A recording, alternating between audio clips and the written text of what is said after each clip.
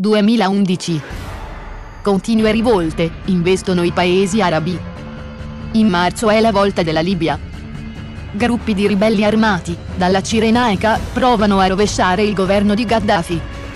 Ma Gheddafi rifiuta di cedere. E il conflitto armato si estende a tutto il paese. A differenza degli altri paesi, la rivolta in Libia ha un carattere regionale e i ribelli sono ben armati. Francia e Inghilterra appoggiano da subito gli insorti, che conquistano Bengasi e si dirigono verso Tripoli.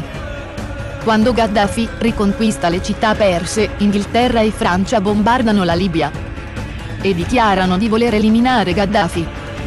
Vi mostreremo perché vogliono la sua morte. Perché le bombe NATO sono operazioni di pace e quelle degli altri crimini contro l'umanità. Partiamo dal principio. Come nascono alcune rivolte? Chi c'è dietro? Chi ne trae profitto?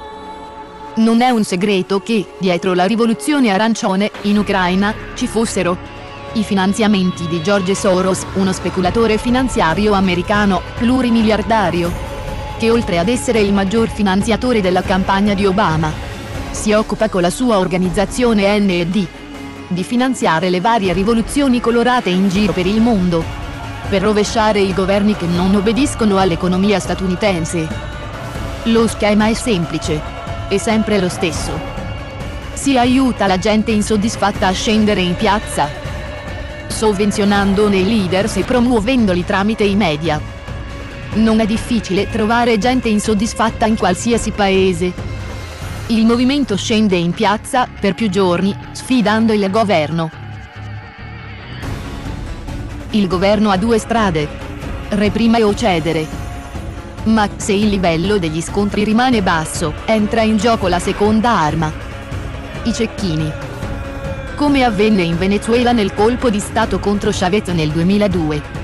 Bande armate, appostate sui tetti, sparano nel mucchio sulla folla che manifesta, per addossare la colpa alle forze dell'ordine e quindi al governo. Le immagini dei feriti e dei militari armati, montate ad arte dai media statunitensi ed europei, addossano la colpa al governo di Chavez. Scene simili, nelle recenti rivolte e nelle rivoluzioni passate, mostrano come l'intervento di gruppi armati serva a far degenerare il conflitto. I manifestanti, disarmati, incolpano il governo e, appoggiati dall'opinione pubblica mondiale, invocano un intervento delle Nazioni Unite.